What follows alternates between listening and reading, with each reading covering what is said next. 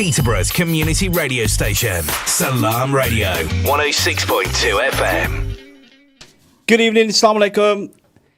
Let's Talk is back live on Salam Radio, your weekly show that breaks down the biggest current affairs, asking the tough questions and giving you real, honest analysis. I'm your host, Akeel Khalil, and joining me, as always, is my brilliant co-host, Ishfaq Hussain. How are you doing today, Ishfaq? Assalamu alaikum. Hello to all the listeners. And yeah, thank you. I'm doing all right. Very good today. Yes. Chilled out Friday. Nice. It's good to have you in the hot seat.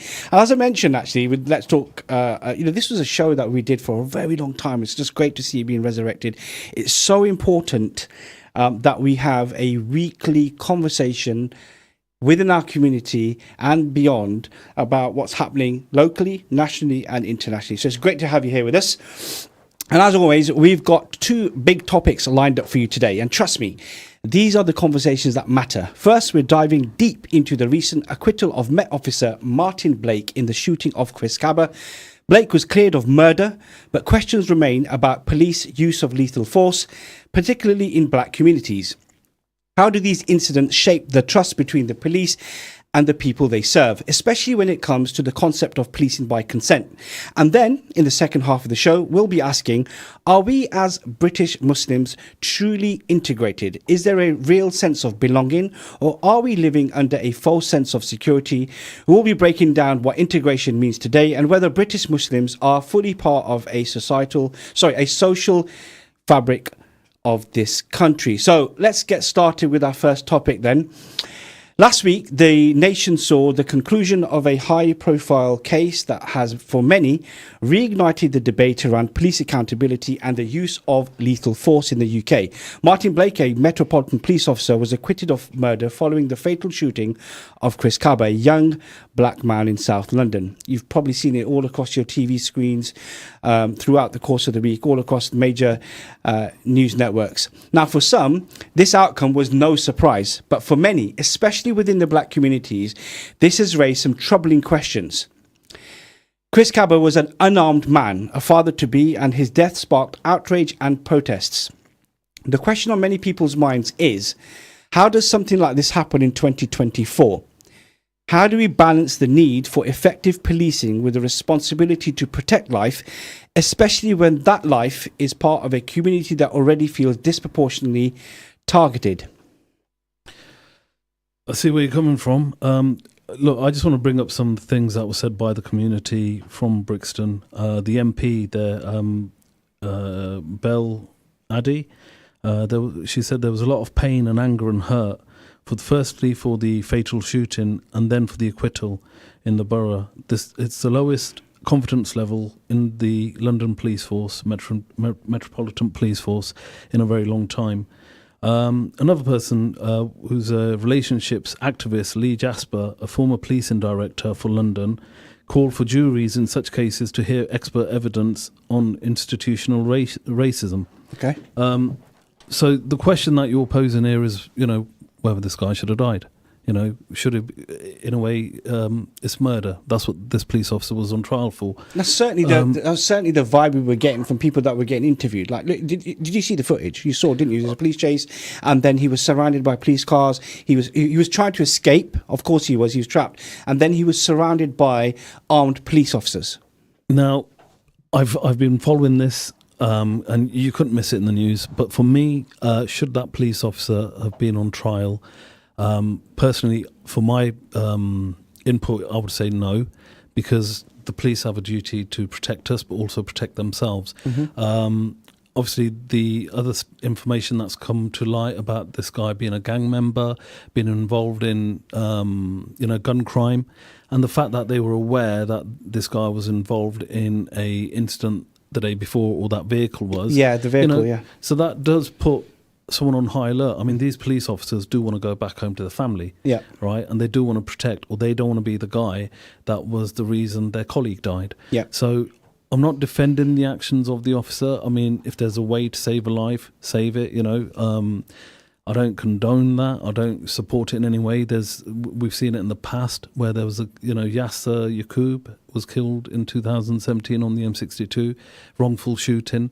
Again, the police were told that this guy was involved with firearms. There was no firearms involved.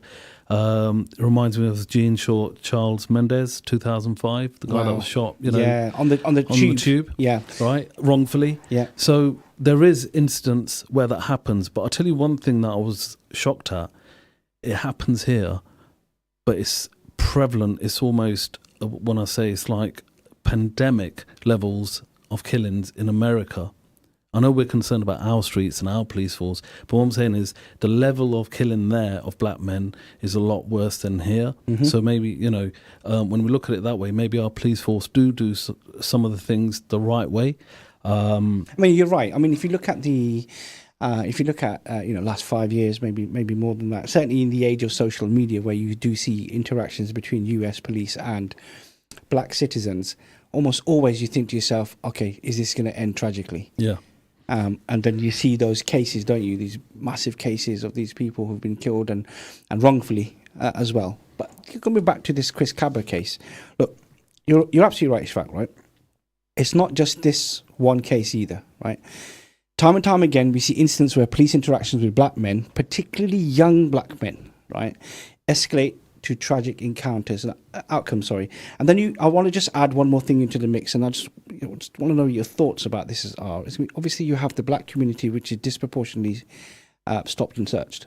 Okay, so you've got that going on in London as well, and then you have this situation, like you said, the police got information this person may be carrying a firearm. He's obviously not stopping his car. Anyone can see the footage at that moment. Even when he's surrounded by police officers with guns, he's still trying to leave, isn't he? He's still trying to drive out, and the use of lethal force is not just about that single moment when a decision is made. I think what we've seen in the outcry from the community is that this is just happening again and again. Why are we being targeted? Okay, you had all this information, but he wasn't going anywhere, but you still fired the shot. I wasn't there. We weren't there. We can assume, and we can understand why there's an outcry for the community. Yeah, it'd be the same. If it was in Peterborough, it'd be the same. Yeah, I mean, we'd be out on the streets demonstrating if there was something like that, because we don't expect it and we don't want that kind of stuff. We don't want that kind of policing. Mm-hmm. But at the same time, we expect the police to serve and protect us. Yeah. And how can they do that if they're on the back foot? Over the years, we've developed this culture of health and safety. Everything's health and safety, isn't it? Everything's check, tick boxing, and the real jobs don't get done, right? So because of that, the police force at the moment, they probably spend more time filling out forms and writing reports than they actually do the real policing. When we were growing up, times have changed, like you said about social media and how people portray the police now. When I'll tell you a little story very quickly, just to give you an idea. So when I was about 5-6 years old, I got stopped by a police officer, and I'd run away from home, right to my uncle's house, come back, and I thought I was in trouble with this police officer. All he said to me was hello. That was enough. That was enough for me to run around the corner, stand behind my gate, and pee myself. Wow. Because I was scared of the police, not because I'd done something wrong, because there was this respect, right? And we were brought up with that respect of the police, of authority, of elders, and over the last 20-30 years, that's just gone out the window. Definitely. You've got youth that don't respect police. You've got people that talk back to police. We were talking about this earlier. When we interact with the police, there's a couple of times where I've been stopped by the police. I've not been aggressive. I've not been rude to them. I've talked to them with respect, nicely, and you know what? There was a time when I probably deserved a ticket, and I didn't get one because I was talking nicely. They were respectful. They, give me a warning. Off you go, mate. So not wearing a seatbelt. So are we saying then, or certainly what you're saying is right, is that if Chris Cabba had just complied, he would just stopped, would have had a conversation, and we wouldn't have been in the situation we're in. That would probably be the first point. That would be the first point. Even with our own youth. I hear stories with our own youth where they probably haven't done anything wrong, but a lot of the time, the way they talk to police officers, you see an elderly gentleman, or our generation, say, 40s, 50s, 60s, if they ever got stopped by the police, they'll talk to them respectfully, nicely, the interaction's positive, there's never an issue, okay? They probably don't even get a ticket. You see some of the youth talking to the police, and they're talking to them trying to prove a point, when they've probably not done anything wrong, but it's just that way, that mindset nowadays. So I think we need to establish a respect for law and order, the authorities like the police, and fixing that from community levels, family values, going back to the basics. I don't want to detract from that. We were talking about this guy. No, but that's good. But, I understand that. I just want to add also just to that as well, which is you see this level of mistrust right now in society, because if you look at some of the far right marches that have taken place, and you see how much damage they've done in the capital and how much aggression is towards the police, you see police officers who are hurt, just going, doing their job, having missiles hurled at them, and so they're getting it from that side. Then in the last, where are we? I think since Labour's come into power, certainly we've seen this accusation that there's two-tier policing. Right, and you'll see, and one of the, there's a racial trope to that, obviously, because you're saying, you're letting the Muslims get away with whatever you want. I know we're going to pick this up later on in the show, but so you've got this it's a melting pot, okay, and before that as well, you have this situation where other black men have been killed in London as well, and the official line from the Met was that Officer Blake was following protocol. But if the protocol leads to a man losing his life, surely there are some serious questions that need to be asked. And beyond that, what do they say about policing by consent? The very principle that the UK's policing system is built on. And I guess what I'm getting to here is that as I grew up, my understanding was it is all policing by consent. But in the last 5 years, as social media has ramped up, there's been so much different types of hate, and we can even say since Brexit, actually, when things have been simmering and then starting to really, really blow up in the country, that policing by consent notion seems to be gone, because now we're having situations where people are going to marches, they don't want to be policed. You have situations where people's houses are getting burgled, the police are not attending, or the police are saying we're not going to react to it, we don't have enough resources. Then the other side of that as well is there's also not enough resources going into policing. So you have far fewer bobbies on the beat, far fewer police. Now, of course, we're relying on technology. And so with all of this in the melting pot, you've got a society that doesn't trust the police anymore. You have not enough resources in policing. You have sentencing, which is at time, which you just sit there thinking, how can that even be possible? Where someone who should have got a prison sentence doesn't, and someone who you're thinking, that's really harsh, right? And that maybe that could have been dealt with the community order. So you've got all of these things all happening all at the same time. And I guess if you're black and you're living in London or elsewhere in the UK, you've got all of that to deal with. And then on top of that, which is all of the experience that you're already going through, where members of your community can be chased in the police car, and you're not sure if they're going to come back. I think you said the last bit there was chased in a police car. Okay, but not just that. Just give me examples, right? Okay, that's fair. But what I'm saying is, like, at any given time when they are in a situation that they probably shouldn't be in, or are going about their business. I'll give you another example. 2 Olympic athletes, their name eludes me right now. They were stopped with their child in their car by Met police officers in London, okay? They were aggressively dealt with while their child was in the car. Well, they're 2 Olympic athletes. They did not put up any sort of resistance. So the question I have really is that is the Met Police racist? And they have been found to be institutionally racist. I'll come on to that for you, because there is a point I want to make on that. So the question here should be more about, is there an issue with institutional racism still within the police force?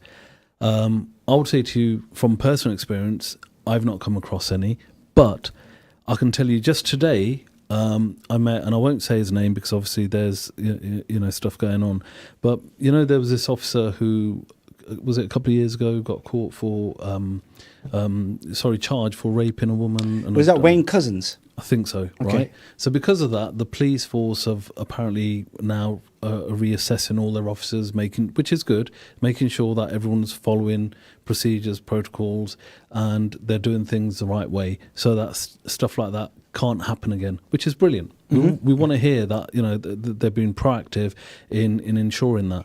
But at the same time, because of that, this one officer who happens to be a Muslim, has never been reprimanded for anything, never been late on the job, never been in trouble for anything while on the job or any other time. While the police are saying that we need more people from the BAME community to join us, we want to be more inclusive, etc. What this guy told me totally shocked me and changed some of my views, okay? So he's been put on what you can call garden leave, which is, there is no such thing as garden leave within the police force, but he's been put on this so-called garden leave. And the reason being was because he praises Shah, and some of his colleagues feel uncomfortable that this officer is praying his Shah as a Muslim, or that he learned Arabic, and stuff like that, which is concerning. Hold on, this guy's a British-born Muslim, lives in this country. He's one of you. He's working to keep us safe as well. He's part of the team, never been on the wrong side of the law, and always been within the law, and worked as a police officer for so many years, and yet you've sidelined him because there's complaints that he prays, he's even in prayer in one corner quietly in the station where he's based. That for me shows that there is still a problem with institutional racism within the force, right? And not every police officer is going to be the same, the way not everyone out there is the same, so they're going to have different mindsets, different mentalities. And there will definitely be some officers there who are a little bit racist, maybe, or that way inclined, or different political views, but that's all across society. Should we tarnish or brandish the whole system that way? No, because the majority of police officers, and I'd say in my lifetime, all the police officers that I've come across, apart from one guy who was adamant he wanted to give me a ticket when I didn't deserve it that time, definitely, I would say have, always been nice and professional. So there is things that the police force need to look at within themselves, and there is definitely some bridges to be built.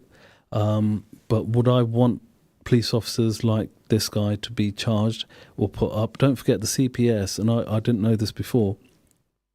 If you commit a crime, the CPS will look at whether there's a percentage or there's a high chance of, say, you being convicted before they decide to push that forward. Yep. If it's a police officer, there's no looking at percentages or chances, they're just going to push it forward. And that for me is a little bit unfair on the police officers. So not only are you performing tick boxing all the time and check-in and all of that and taking away from real police work, you've then got this other thing looming on the back of your mind as well. So they know they've got a level and a degree of, that they've got to act within, as police officers. So I personally think that the police force within this country is, some of the best in the world. Compared to some of the other places I've been, I could mention somewhere it's totally the other way. Yes. Do they offer a level of safety? Yes. Are they professional? Yes. But again, I'll come back to this same thing. I don't think this officer should have been put on trial. And now that he and his family are concerned about their safety because of what's happened and because of his name being put out there, whereas, you've got people who are child sex offenders who are protected.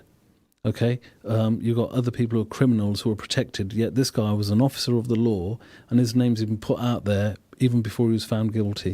Yeah, I mean, I don't agree with that at all. And I think was it this week they've changed the law, or they're going to change the law where they're going to, if until you're convicted of the crime as a police officer, they're not going to share your name. Am I right? I've heard something. I think I read something this week about that. But look, policing.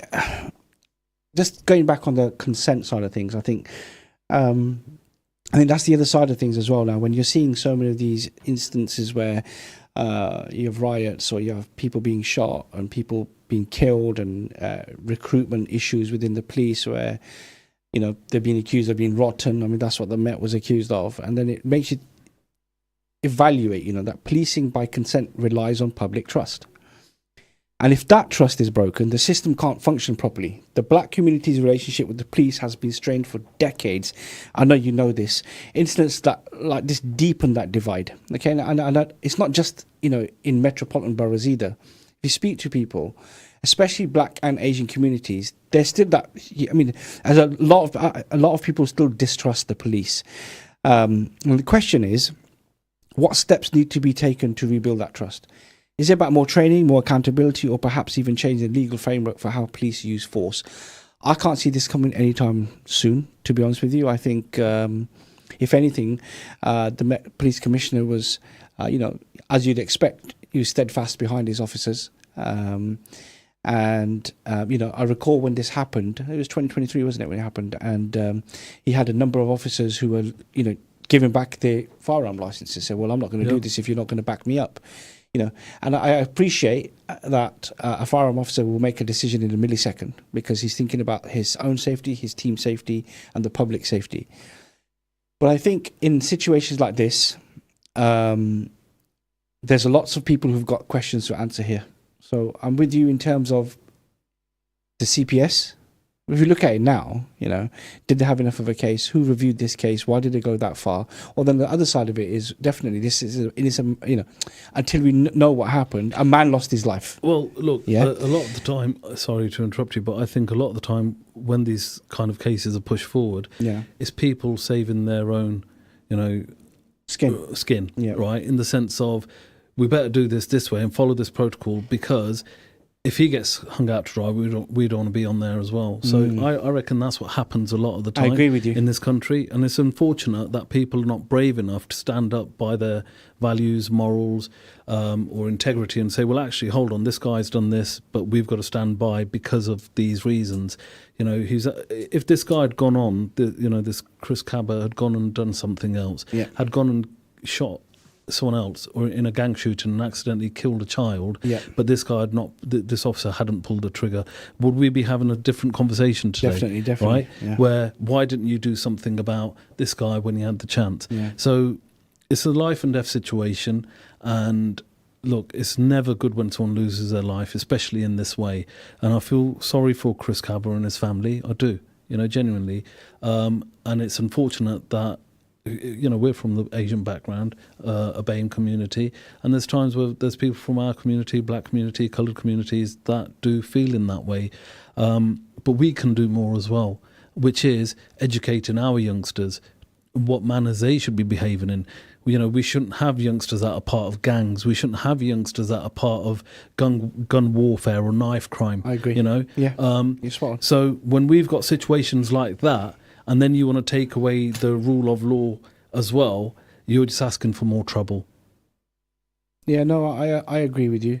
Personal responsibility, community responsibility is definitely part of it. I also do feel that reforms are crucial, but they have to go beyond surface level changes. And I do agree with another point that you just made as well. Maybe there's a hangover from the other cases, other major cases that have happened, and people are thinking, you know what, we don't want to have the heat from, I don't know. We're not like you said, we're not part of that decision making. But I'll say one thing though, the Chris Cabba case has shown us that there's a long way to go before everyone in the UK feels truly safe in the interactions with the police, and that's, I guess, something that we all have to reflect on.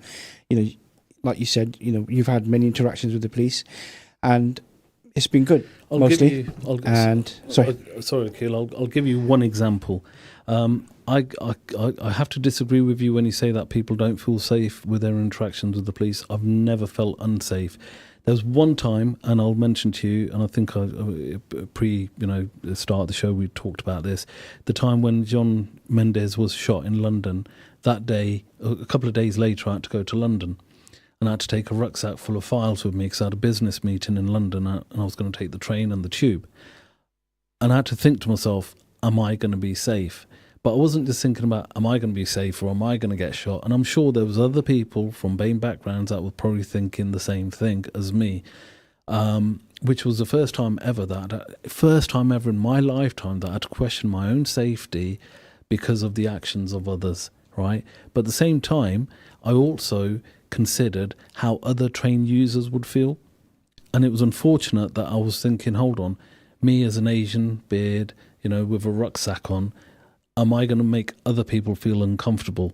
You know, if I sneeze, right, and say shukr alhamdulillah, are they going to think I'm going to, you know, do something crazy? Yeah. Right. So I've always been sensitive in that way and thought about other people and their comfort as well.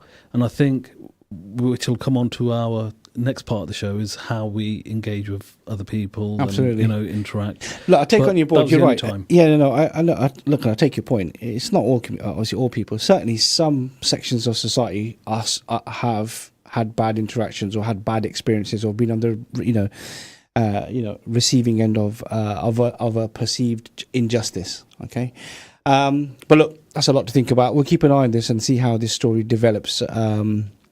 For policing in the future. I'm sure me and you will be covering policing again. The more shows that we do this year and next year. We're heading towards an advert already. Ishfaq, it's the time is flying by. That was quick. It was, wasn't it? Yeah. You can get involved in the show. You can drop us a comment on our live streams, Facebook, YouTube, X, or Twitch. You can text us on 07411191062, or you can call the studio. Actually, speak to the lovely Ishfaq yourself on 01733602133. So we'll catch you on the other side of these ad breaks, and hopefully we'll have more time to discuss. You're listening to Peterborough's community radio, Salam Radio. Salam Radio. 106.2 FM. Craving authentic Desi flavors? Look no further than Desi Restaurant. From midday until 1 in the morning, enjoy our homemade specialties that will transport your taste buds. Indulge in tantalizing papri chaat and savor the rich Chersi Kadahi. Treat your friends to our fresh 1 kilogram Chersi lamb handi. Plus, get 2 12-inch pizzas for $11.95. Located at 298 Lincoln Road, we deliver from lunchtime until 1 a.m. Call 01733 555 795 now to order and experience Desi Restaurant's flavors. Are you a savvy shopper searching for the best food deals? Look no further. Adams Cash and Carry can help you save big. We're not just a food wholesaler for takeaways and restaurants. We also welcome household customers at our warehouse in Westwood, Peterborough. Visit our website and enjoy wholesale prices on everything from drinks to flour, rice to burgers, and much more. To shop, go online and collect in store. Visit adamscashandcarry.co.uk today to start your savings spree. At Master's Pharmacy, we put your health and convenience first. We offer free blood pressure checks and blister-packed medication. With our free same-day prescription delivery service, you can have your medication when you need it. We also offer travel vaccinations, including Hajj and Umrah, along with other services to meet all your pharmacy needs. For more information, contact Master's Pharmacy on 01733 567 208 or visit us at 303 Lincoln Road, PE1 2PH. Need a taxi that won't break the bank? Amar Cabs offers safe local rides at affordable prices, starting at £3.99. Get to Heathrow for £120 and London Stansted or London Luton for just £88. Private school and executive business class drop-offs are also available. Booking is easy. Go to www.amarcabs.com and download our app on Android or iOS, or call 01733 555 888. Wherever you're headed, Amar Cabs is just a tap away with reliable, affordable rides starting at just £3.99. Satisfy your cravings at Ibrahimi Buffet Restaurant. Enjoy a tantalizing variety of Chinese, Italian, Pakistani and comfort food favourites from starters to desserts. Kids under 5 dine for free, so bring the whole family to our location at 63 Sycamore Avenue. Open every day from 5 p.m. till 10:30 p.m. Call us on 01733 313131 or book online to reserve your table. Ibrahimi-restaurant.co.uk. Every bite is a delight at Ibrahimi Buffet Restaurant. Whether you visit the Berry Furniture Showroom at 78B Fengate in Peterborough or view and buy online, you'll be amazed at the quality and style you could enjoy in your home. With beds from just £299 and complete 3-2-1 sofa sets from less than £1,000, you'll also be amazed at their wholesale prices too. Plus, there's a 1-year free warranty on sofas and beds, subject to conditions. Find out more, click on Berry, that's BERRE furniture.co.uk or call 01733 300 517. For the top pizza in Peterborough, visit Top's Pizza, established in 1988 for delicious pizzas with freshly made dough daily. View the extensive and mouth-watering menu online at topspizza.co.uk, then choose from traditional tasty toppings, something different, or create your own with fresh 100% halal meats, salads, veg, and a great choice of sides too. Call into Top's Pizza, 52 Broadway, PE1 1SB. Call 01733 913 775 or order online for delivery or collection. Peterborough's community radio station, Salam Radio, 106.2 FM. And welcome back to Let's Talk with me, Akeel Khalil, and my co-host Ishfaq Hussain. We're live at Salam Radio in the studio, 106.2 FM. If you're listening to us on FM, you can call the show on 01733602133. Text the show on 07411191062. Comment on the live stream, Facebook, YouTube, X, or Twitch. This topic now, integration of British Muslims, is something we're going to be. It's a very vast topic. It's something that we're going to be covering over a number of shows. But today we wanted to start it off really. So the question really is, are British Muslims really integrated into wider UK society? Or is there, as some suggest, a kind of false sense of security when we feel integrated, but we are still seen as the other in many ways? It's a complex issue, and I think it's one we need to dissect carefully, Ishfaq. So on the surface, many would say British Muslims are well integrated. There's representation in politics, in media, in business. But if we dig deeper, are we fully accepted as part of the national fabric? Or is there a lingering sense of separateness, or particularly when events like terror attacks or international conflicts bring our identity into question, which is something that's happened almost every single time since 9/11? I'll tell you something now.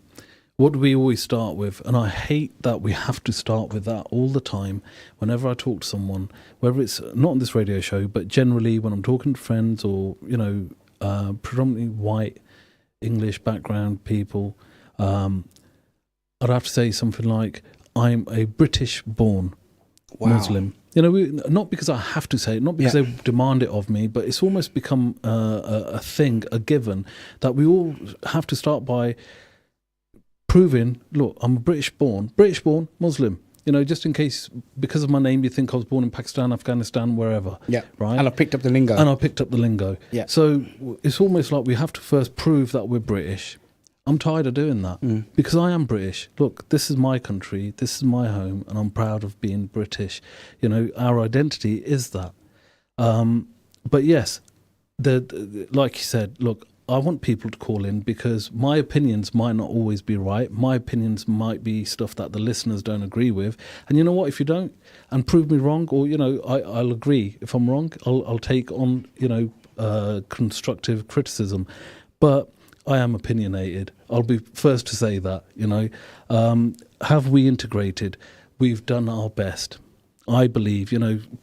We have to look at this, and I'm hoping that we're going to do this over, like I said, a few weeks. We certainly are. Because we'll have to look at how it was for our grandparents or great-grandparents when they first came over. How did they integrate? What was the times like then? And I can tell you stories, and I think, they integrated brilliantly. I can remember my granddad with pictures, and all the elders you even mentioned, three-piece suits and the hats. I mean, they used to dress like gentlemen. Yeah. Well, my dad's generation, flares and big hairdos and, and all of that stuff. So, yes, they did integrate or try to integrate and follow the fashion of the time as well. But at the same time, it doesn't mean that because I stick to my Muslim values, I'm any less British than anybody else. And the confusion, I believe, and it's frustrating because I see it so often, is that when people, non-Muslims, assume that just because someone is Muslim, just because they have a different belief, religious belief, makes them any less British or any less proud or any less involved in what happens in this country. And they are so far, from the truth or so wrong. I always say to them, ask a Muslim. Talk to us. Talk to me. or ask anyone, or call in. If there is listeners out there who have concerns or are not sure about what, being a Muslim, British Muslim means and how we're integrated, then call us in. Over the period of this show, over the next few weeks and months, if anyone wants to call in and question us on our identity or have any concerns about what they believe we stand for, or how we're not integrating, then please bring it up, because you know what, in this show I think we're going to highlight stuff where we have lapsed, where we have been on the wrong side as well. Our Muslim values show us to be respecting elders, right? Holding the door open from someone is a British value, but guess what, it's also a Islamic value, right? But our youngsters, I see they don't do that. Saying please and being courteous or thank you is a Muslim value, right? But it's also a British value. So there's more that unites us. I always say this, there's more that unites us than divides us. Being a British Muslim, it's the same coin, two different sides, but you're on the same coin. Mm-hmm. So I'm British and I'm Muslim, okay? And they can go hand in hand. There's no reason why that should make it difficult for anybody. There's no reason why that is confrontational or contradicts each other. They go hand in hand for me. I was brought up in that way. I'll tell you something that I read today which really frustrated me, and there is people out there with these kind of views and they need educating, and I'm hoping this show over time will give the opportunity for us to educate those people. So I saw this on and I'm not normally into tweets and stuff, but the Swedish Deputy Prime Minister Ebba Busch or something like that, said Islam must adapt to Swedish values. Muslims who do not integrate must leave the country. Honour killings, beheadings, stoning of women and Sharia law have no place here. Do you agree? This is a question she put out.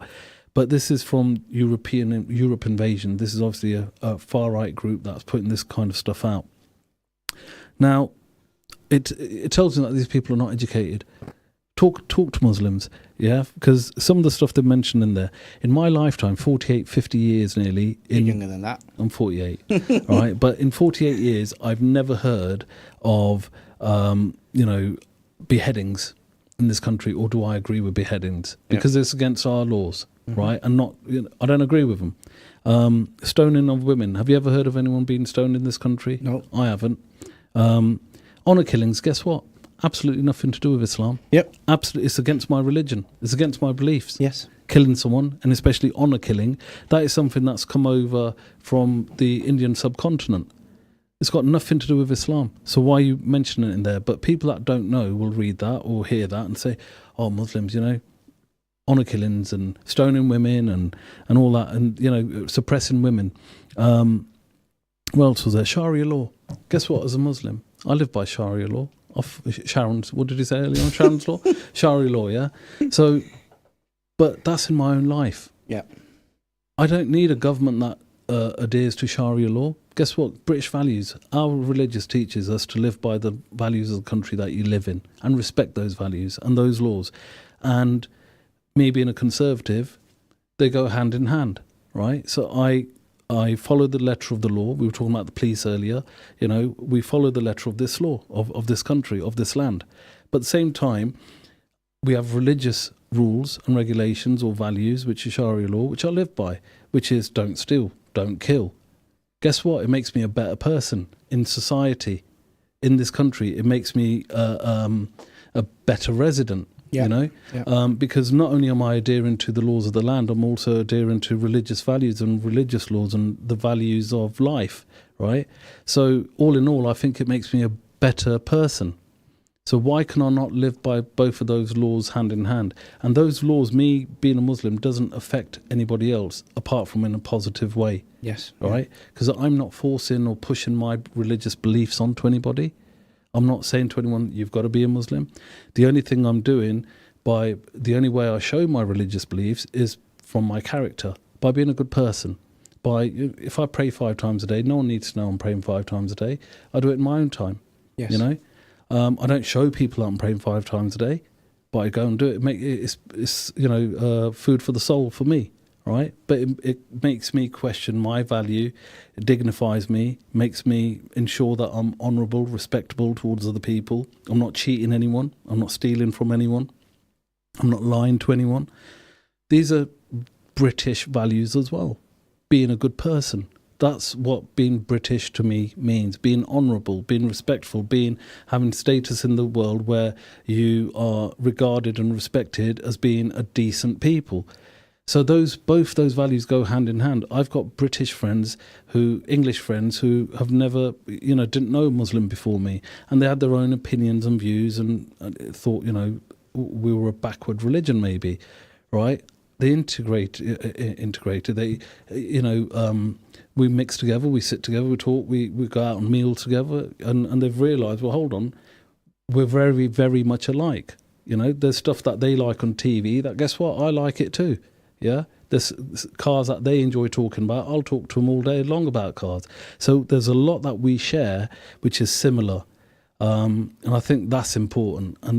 But then we've got to look at our own selves. When I said to you earlier about integration, there's stuff that we are lacking as a community as well, which isn't religious stuff. Again, it's cultural stuff. Mm-hmm. Okay, our youngsters, the way but that's a society issue, not a religion issue.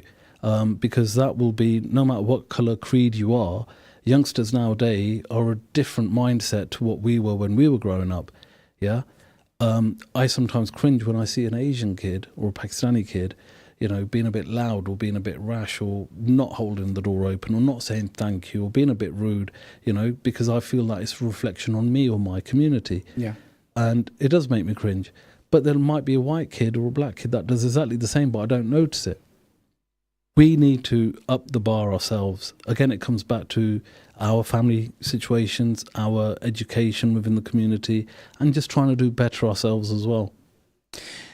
Listen, I take on board quite a lot you just said there. Actually, you are right. There is a responsibility that we need to have ourselves.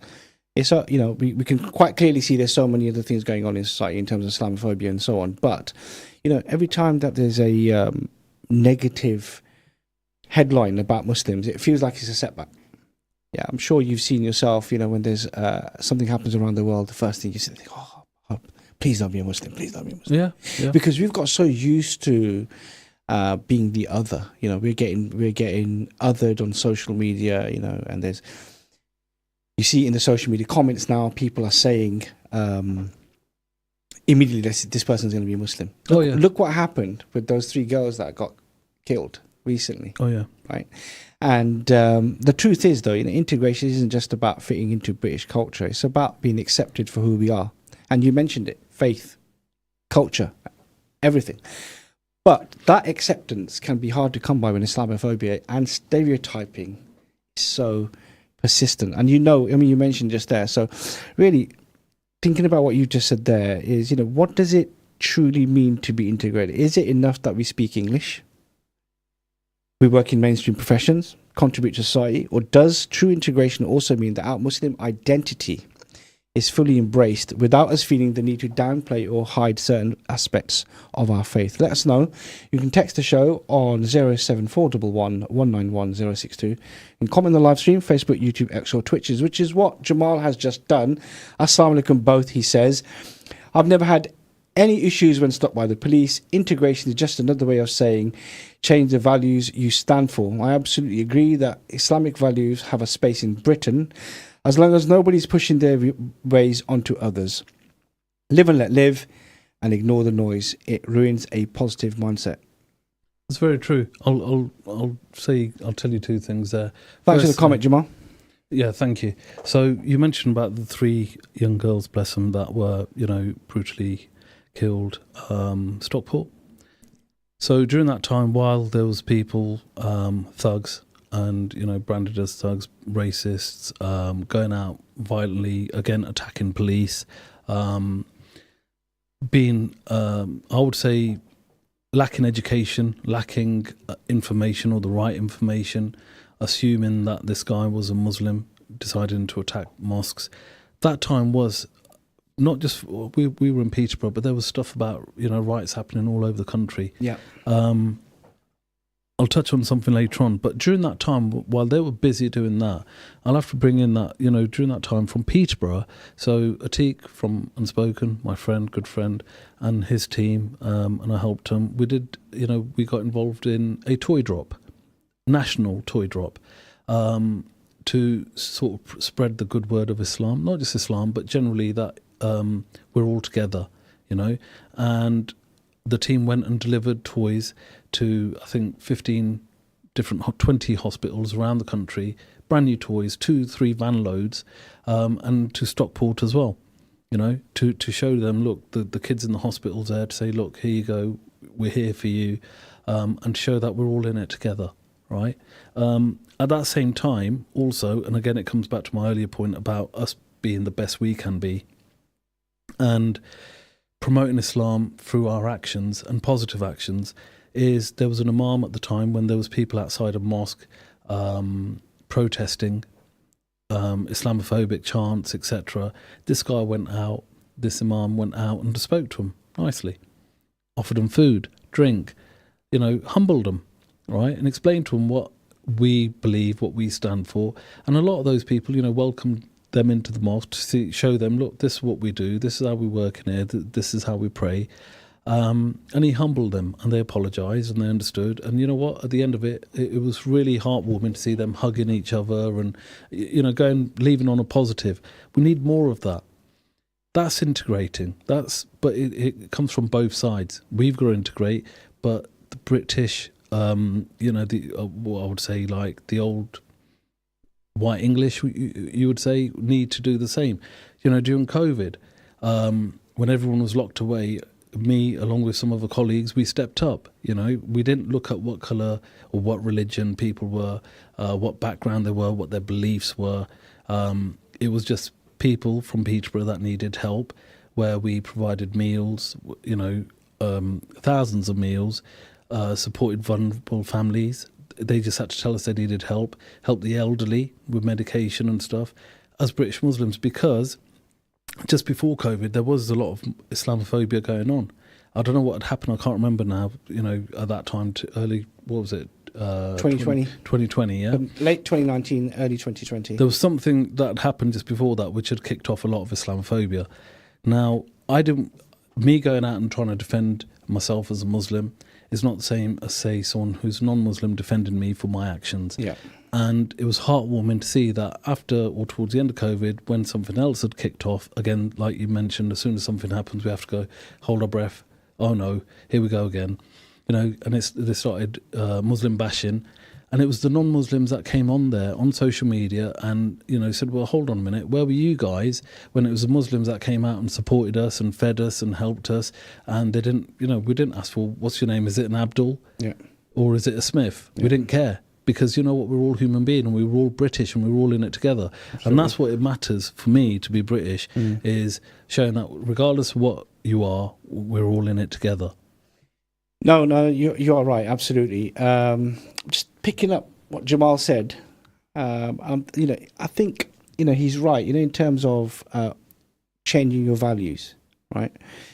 I think it gets a bit tricky, because assimilation means blending in so completely that you are lost or you lose parts of who you are, okay?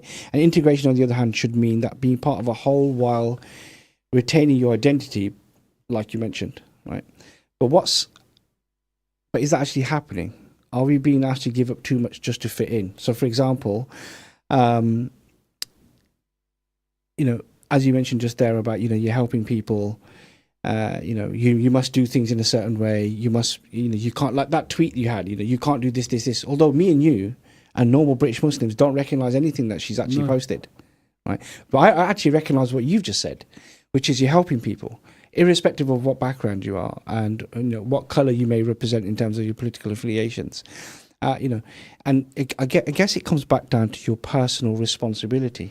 You as an adult, you as a parent, what you're teaching your young children. And you should not be afraid to teach them your Islamic values, because as you've just articulated, they're very much in line with British values. Well, there was something I was going to... Sorry, go on. No, please go ahead. No, sorry. Okay. I think for me, it's a conversation that we need to just keep having, in our houses, in our communities, in our mosques, in our churches, everywhere, which is the sense of belonging is vital, not just for us as Muslims, but for us as a society as a whole. So, just to give you an example, Peterborough, I think we're really well integrated. There is some times where you hear, well, recently in the ET there was where some the guy was handing some keys over to the new flats in town. One of the managers. Oh, I saw the comments. Yeah, and it was happened to be an Asian guy handing the keys over to a lady who looked Asian but was actually European or Spanish, I think.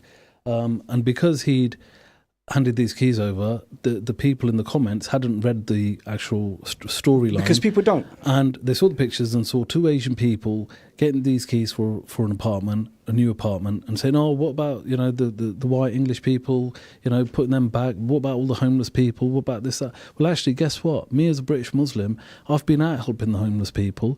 I've been out trying to understand what makes them homeless and how we can affect it and change it and get them housed. So I've actually proactively gone out and tried to do something about it and helped some people off the streets.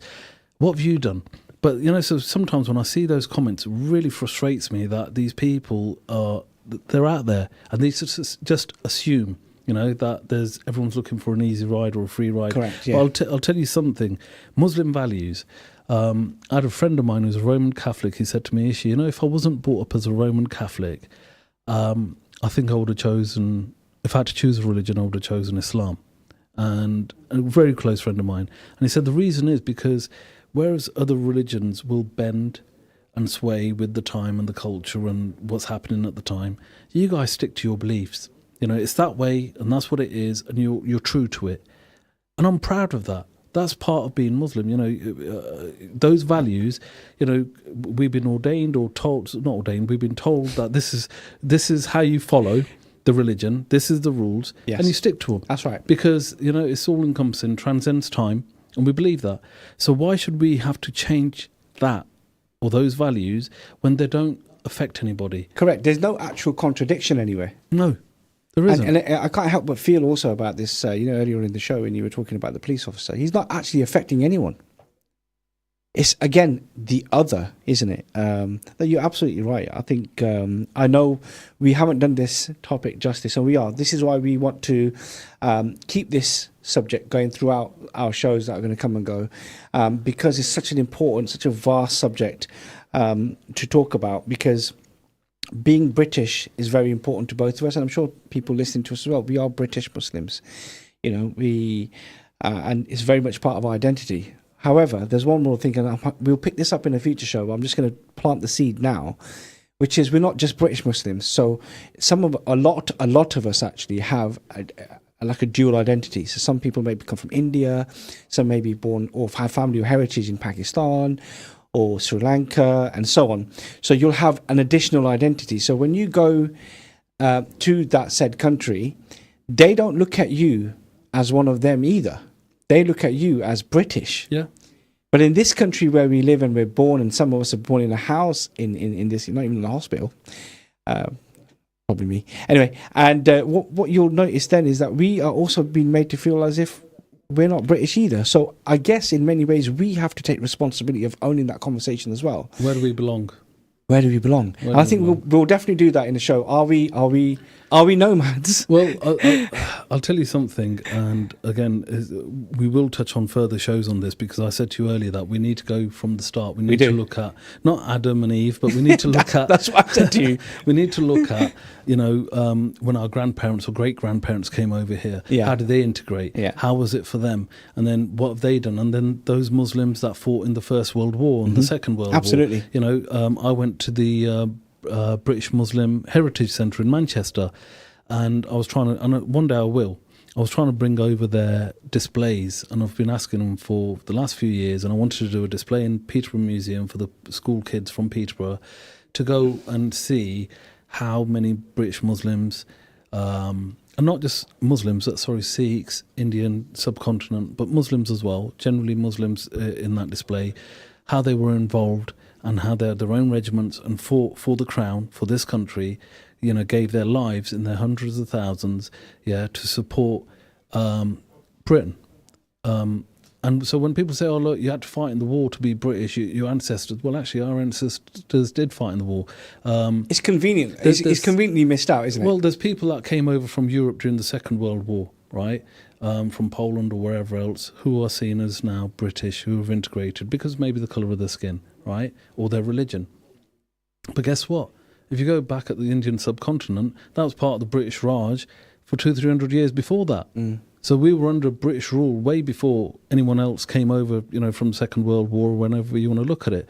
So we've been involved, or our ancestry is tied in with this country for a very long time, and especially since it started developing, from the Victorian era to now, that we've always had a hand in that. My grandfather worked in the cotton mills. My other grandfather worked in the brickyard for 50, 60 years. And there's so many other, grandparents out. People will tell you worked in the steel mills in Sheffield, in Nottingham. So we are part of the fabric of this country, But the one thing that you can't ask a Muslim to do is change their religious values to show that they're going to integrate, because that's not integrating. That's something totally different. Absolutely. No. Thank you for that, Ishi. You got more chance, of me having a sex change than changing my religion. That's brilliant, that is. I'll have to clip that one. Well, you know what? The show's over. Ishi's phoned by, hasn't it? Yeah, well, that's all we've got time for today. I'd like to thank you and you at home for joining us while we discuss these important issues. Whether it's about challenges in policing or the questions of integration, these are issues that affect us all. Let's keep the conversation going, whether it's with friends, family, or within our communities. A huge thank you to my co-host Ishfaq Hussain for his insights today. He'll be back with me again, don't you worry. But don't forget to tune in next week, same time, same place. This is Let's Talk on Salam Radio 106.2 FM. I'm Akeel Khalil, wishing you all a peaceful evening and a lovely weekend. And